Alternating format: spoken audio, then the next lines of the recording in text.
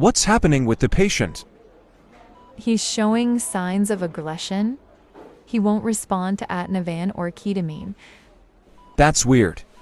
Order CBC CMP and Ken 7. According to his CBC, he has no hemoglobin. His skin is opening up like a Venus flytrap. Let's get dermatology and an open or.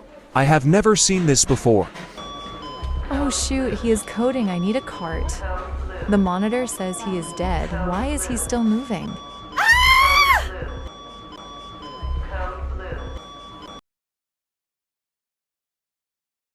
Hassenfeld Children's Hospital has a level 4 NICU, which is the highest level given. This means we can treat the youngest infants with the most complex conditions.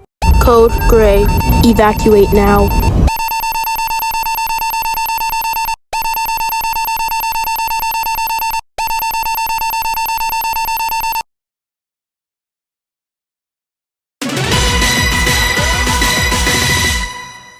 A lockdown and evacuation of the NYU Tisch Hospital. Police and hospital officials have yet to tell if anything. If you are in the NYU hospital, please call in at 248 5508.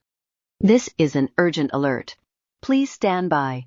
The following tones will activate the emergency alert system.